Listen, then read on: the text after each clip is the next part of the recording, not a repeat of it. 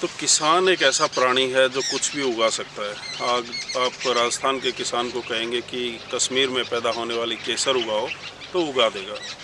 लेकिन सबसे बड़ी समस्या किसान को आती है कि मार्केटिंग कैसे करें, बेचे कैसे।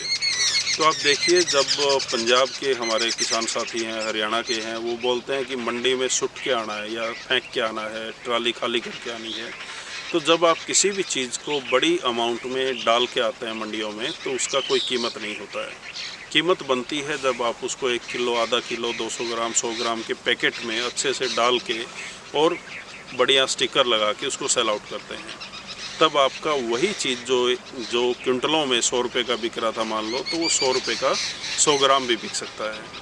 तो उसको बेचने के लिए आपको टेक्निक आनी चाहिए, और वो टेक्निक है एफपीओ या एफपीसी, फार्मर प्रोड्यूसर ऑर्गेनाइजेशंस।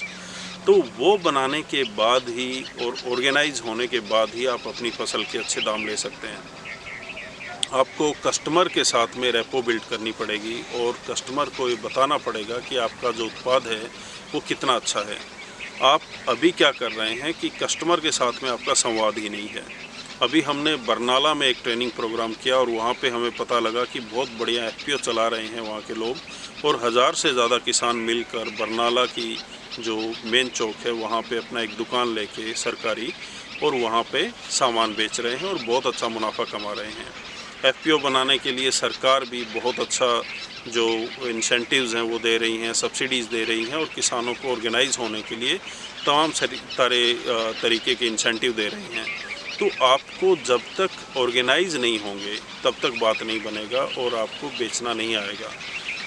ज़्यादातर किसान हमारे यहाँ पे छोटे और मझोले किसान हैं, 1-2 एकड़ से लेके 10-12 एकड़ के किसान हैं। तो इन किसानों का सर्वाइवल तभी हो सकता है जब वो मिल के खेती करें, मिल के इंस्ट्रूमेंट खरीदें, मिल के खाद बीज जो भी उनको ख़रीदना है वो ख़रीदें, और जो मार्केट में जो बेचें वो होलसेल में ना बेचकर फुटकर में बेचें, कस्टमर को 1 to 1 बेचें, और अपनी रेपो बिल्ड करें अपने आसपास के शहरों में, और जो शहरी लोग हैं उनके साथ में अपनी एक अच्छी गुडविल बनाएं। तभी आप अच्छे से अपनी मार्केटिंग कर सकते हैं। अगर आप किसी चीज़ को लेके एक बड़ा एफपीओ बनाना चाह रहे हैं या उसकी मार्केटिंग बड़े लेवल पे देश विदेश में करना चाह रहे हैं, तो बहुत सारे ट्रेनिंग इंस्टीट्यूट्स हैं, एग्रीकल्चर यूनिवर्सिटीज़ हैं, बहुत सारे सरकारी इंस्टीट्यूशंस हैं जो इस मामले में काम कर रहे हैं, या एग्जिस्टिंग एफपीओ जो चला रहे हैं उनसे जाके आप ट्रेनिंग ले सकते हैं। अगर आप ये नहीं करते हैं तो आपका जो संगठन है वो हमेशा कमज़ोर रहेगा, और आप जब छोटी छोटी जोत में बटे रहेंगे तो आपकी परचेजिंग पावर गिरती रहेगी, और आपका जो माल है वो कौड़ियों के दामों में ही बिकता रहेगा। इसलिए मेरी गुजारिश है कि एफपीओ एफपीसी मॉडल को समझें, बनाएं और मार्केटिंग करना सीखें, और जितना छोटे पैकेट में, जितना साफ़ सुथरा, जितना ग्रेडिंग करके, जितना प्रोसेसिंग करके चीज़ों को आप बेच सकते हैं, अचार, मुरब्बा, दालें बना के बेच सकते हैं, तो आपके लिए वो फ़ायदे का सौदा रहेगा।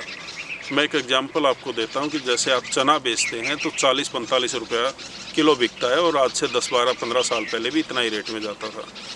इसके बाद में अगर चने की दाल बना देते हैं तो 80 से 90 रुपये किलो बिक रही है। उसी का आटा बना देते हैं तो 120 से लेके 200 रुपये किलो तक बिक रहा है। इसका मतलब है कि छोटा छोटा 1-1, 2-2 रुपये का आपने उसमें प्रोसेसिंग का काम किया, और वैल्यू एडिशन 2 से 3 गुना, 4 गुना, 5 गुना तक होता रहा है। तो आपको तरीका ये अपनाना है कि हर स्टेप पे किसी ना किसी तरीके का वैल्यू एडिशन करना है, मिलके काम करना है, जो सरकारी स्कीमें हैं उनको एक्सप्लॉइट करना है, और एक संगठन के तौर पे आपको उभरना है। अदरवाइज़ ये जो बड़े मार्केट जाइंट्स हैं ये आपको ख़त्म कर देंगे।